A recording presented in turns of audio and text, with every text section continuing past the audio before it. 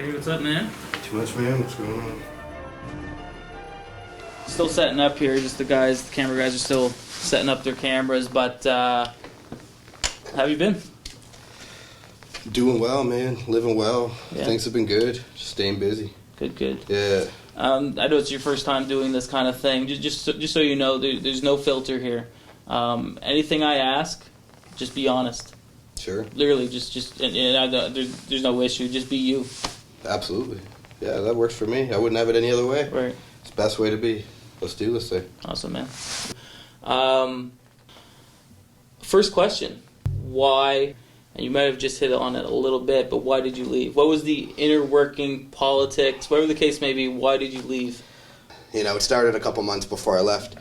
Me and Tyler, me and him we couldn't hit anything off. It just seemed like everything that we put together, there's no working plans. Was it more so creative? Was it around bookings? What was the details? It was more creative. I'm not, as much as people want to say shit about me, I don't care about bookings. I kind of show up and I do my job, and that's what I do. But yeah, there was some differences with creative, and I just felt like no matter what, we just kept bumping heads. Once the heat backstage started, issues with the creatives that began, and I just felt like it was everybody against me, and I felt like I was getting backed into a corner, and that creative even was kind of pushing me out the door, and I don't like being pushed that way, so I figured I'd do what I was asked to do, and I did, and I showed up, and I stuck around for a couple more months, and then I just said, the fuck with it, I'm out of here. When you lost the IFWA Heavyweight Championship, you lost it unconventionally. You didn't get pinned. You didn't get submitted. Do you care to elaborate on the inner workings, the backstage of why that championship was taken off of you via disqualification? Going back to the politics situation, I was put in a position where, again, me and Tyler were banging heads and creative differences were going on, and ironically, just out of nowhere, they decided, okay, we want you to drop the belt to a guy that has no experience, really hasn't done a whole lot in this business, has a couple moves, and he's only been around for a few months, and we want you to drop the belt. To me, that was disrespectful, and I felt like that was a complete personal attack at me because of the differences that were going on behind the scenes. And, I was like, well, and basically I felt like I was being backed against the wall once again, and that they were just out to get me personally. So I was like, you know what, I'm not going to job to Matt Bolin. And Matt Bolin was the guy that I was speaking about, he is Tyler's right-hand man, and kind of ironically out of nowhere, they decided that he was the guy that should take the belt off of me, and I just said, you know what, I don't agree with that, and I have too much respect for the business, too much respect for myself to go out that way by being pinned or submitted by somebody like Matt Bolin. So that was, was one of those situations where we couldn't come to terms with anything, and I said, look, I'll drop the belt at the end of the day. As I said earlier, I'll do whatever you want me to do. I just don't think it makes sense, so why don't we do it this way? And that's where the disqualification came to power.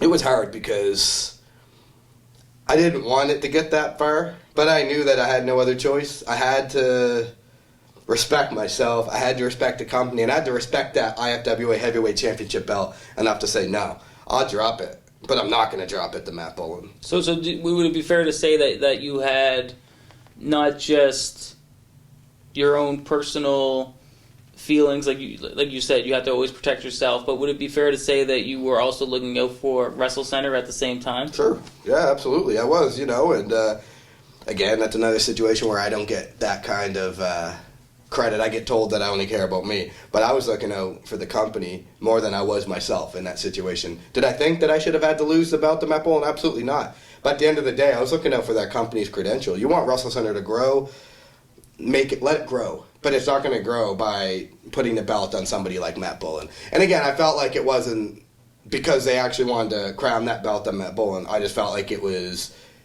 an attempt to creatively fuck me over piss me off, and pretty much clown me for something that's going on behind the scenes. Right.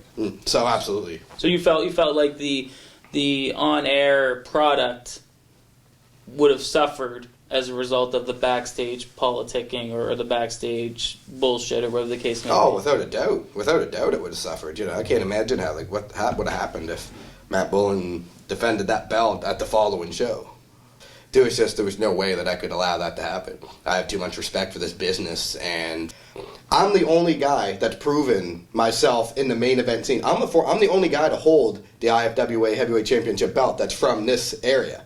So I've already proven that I can handle the main event scene. I've been there before. Every WrestleCentre show that I did, I headlined that show. I've been there before. Those guys, 4th, 5th, 6th on the card, that's great. But the one thing that everybody remembers the most is the main event. If you have a crappy match, 4th, 5th, 6th, nobody really remembers that.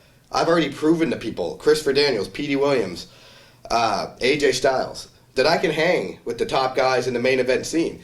Wrestling 3rd, 4th, 5th on a card and having a great match or having the fans chant, "This is awesome," doesn't label you as being ready for the main event spot. The main event spot sends the fans home happy. And nobody's been able to do that quite like me. Whether it's happiness, pissed off, no matter what the case may be, they will not get that same emotion out of Titus, Julian, Steve Arsenault as they will from JP SIMMS. And that's my honest opinion. That's how I feel. There's nobody that can do it like I can. And there's a reason that I've been in the position that I'm in. Because this time around, I'm not only doing it for me, I'm shoving it in everybody's face that said I couldn't. The people that didn't want me here. Do you care to elaborate on the details of your new contract here in WrestleCentre? This time around, a lot better than the contract that I had last year. Basically, it was one of those situations where how could I pass it up, even if I wanted to? The money was great. My contract is bigger than Christopher Daniels, more than anybody on the entire roster. And the contract was, at least double what I had last year, and I couldn't give that up. The contract was great, and, I still feel like I had some business to finish. The contract was really worth it, and the timing was right, so I would have been an idiot to pass up a contract that A is bigger than the IFWA Heavyweight Champion at the time, and also the fact that I could piss a lot of people off backstage by not only coming back and doing it better than them, but also making more money than them. You mentioned everybody was against you in one way or the other. Are you referring to the roster as well? Are you including the roster as that? Yeah, not literally every single member of the roster, but at least 95% of the roster did not want me there. Like I said, Tyler, Steve, Suave, just to name a couple, they were definitely up to get me. And you don't see me on the internet trolling people. You don't see me on Facebook, YouTube, Twitter, etc., trash talking people and saying little puns and making little jokes about people. I don't care about any of that. I ain't here to make friends and I ain't here to make comments about people. These people act like they don't care. But if you didn't care, you wouldn't spend so much time talking about me if you didn't care. I don't waste my time talking about them because they mean nothing to me. These people that say, hey, JP's become this guy. No, that's never been the case.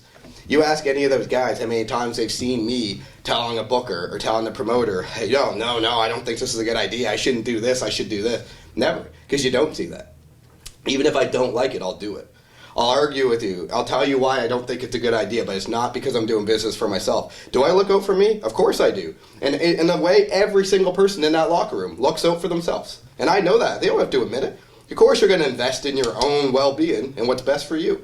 But at the end of the day, do I do what I'm asked to do? Yeah, I do. I don't care what any of those people think. Those people have never been in the position that I'm in, so it's easy for them to talk. Some of them haven't even been around for a cup of tea. Some of those guys just jump on the gravy train and listen to the things that they're told. I don't care about those people. They mean absolutely nothing to me. I'm here for me, this time around especially. And that's the way it is. Would you ever change who you are? Never. I won't change who I am for anybody. Backstage, anywhere in life. I am who I am. If you don't like it, tough fucking luck. I will never change who I am. No. That's just the way it is, A lot of people in this business are fake. I pride myself on being real, and I pride myself on that no matter what. And as you know, as everybody else knows, Tyler, whether he wants to admit it or not, I am a very straight person. I'm very real. I'm straightforward whether you like it or not. and very in-your-face kind of guy, and I pride myself on being that way. I don't kiss people's asses to get positions. I don't kiss people's asses so people will like me, so that I can enjoy a car ride with the boys. I show up. I don't want to have a bunch of friends, and I don't want friends. I want to show up and do my job, and that's perform and entertain. I'm not here to make friends. I'm here to do business, and that's just the way it is. So no, I will never change who I am, because that's what I would be doing by doing that. I am who I am for a reason. I'm not trying to put on a front, backstage, or in the ring. What you see backstage is the same thing that you see in the ring, just with the voltage turned up. I am who I am, and that will never change. Certain people in the locker room have this opinion of you, and I want to know your thoughts. The idea is that if JP doesn't get what JP wants, creatively or whatever the case may be, he takes his ball, as you mentioned, and goes home. What are your thoughts? What would you say to those people that say that? I say anybody that says that are a bunch of fucking idiots, and they don't know the business, and they don't know what they're talking about. These people that make these comments that you suggest don't know what they're talking about, and who are they, and where have they been? You're a very goal-oriented person. You're a very goal-oriented performer. Mm-hmm. What are your goals now that you've returned here in WrestleCentre?